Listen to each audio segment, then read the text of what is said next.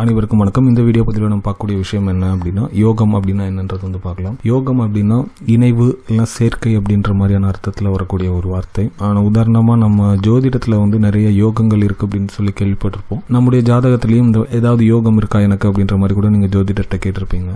அதில் என்ன அப்படின்னா, சில கிரகங்களினுடைய சேர்க்கை இணைந்து இருந்தது அப்படின்னா அதற்கு சில பலன்கள் சொல்லியிருக்காங்க. அந்த கிரகங்களுடைய சேர்க்கை இருந்ததுன்னா அந்த யோகம் நமக்கு இருக்கும் அப்படின்ற மாதிரி நம்ம அதை வந்து கேட்போம். யோகம் அப்படின்னா லக் அப்படின்ற ஒரு விஷயமும் சொல்லுவாங்க. அது லக் மட்டும் இல்ல, இணைவு சேர்க்கை அப்படின்றதுதான் சரியான பொருள். நம்முடைய உடல், மனம், ஆன்மா இந்த விஷயங்கள் இணைந்து லயிச்சு செயல்படுற நிலையை வந்து யோகம் அப்படின்னு வந்து சொல்லுவாங்க. இது யாருக்கெல்லாம் அப்படி செயல்பட்டு இருக்கோ அவங்க தங்களுடைய பேர்களுக்கு முன்னாடி வந்து யோகி அப்படின்னு போட்டுக்கலாம். இந்த யோகா நிலையை அடைகிறதுக்கு, அதாவது இந்த உடல், மனம், ஆன்மா அது மூன்றும் சேர்ந்து செயல்படக்கூடிய அந்த நிலையை அடைகிறதுக்கு 4 விதமான வழிகள் இருக்கு.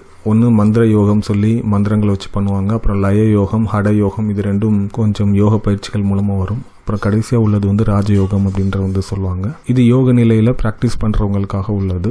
சாதாரண மனிதர்களுக்காக அவங்கவுங்க நிலையிலிருந்து, அதாவது அவங்கவுங்க நிலை மீன்ஸ் அவங்களுடைய மனநிலை எதில் செட் ஆகி இருக்கோ அந்த நிலையிலிருந்து பண்ணுறதுக்காக சில யோக முறைகள் வந்து சொல்லியிருக்காங்க. ஒன்று கர்ம யோகம் சொல்லுவாங்க. தாங்கள் செய்யக்கூடிய அந்த வேலையிலே வந்து லயிச்சு செய்யக்கூடிய அந்த மனிதர்களுக்கு வந்து கர்மயோகி அப்படின்ற பேர் கூட உண்டு. அது கர்ம யோகம் அப்படின்னும். 2வது பக்தி யோகம், அதாவது சரணாகதி முறைன்னு சொல்லுவாங்க. நம்மளை விட ஒரு பெரிய பவர் இருக்கு அப்படின்னு அந்த பவர் கிட்ட நம்மளோட சரண்டர் ஆகிட்டு அந்த பக்தியில நீங்க தொடர்ந்து வழிபடும் போது உங்களுடைய மனம், உடல், ஆன்மா இது எல்லாமே ஒரே ஃப்ரீக்வன்சில ஒரே லயத்தோட செயல்பட ஆரம்பிக்கும்.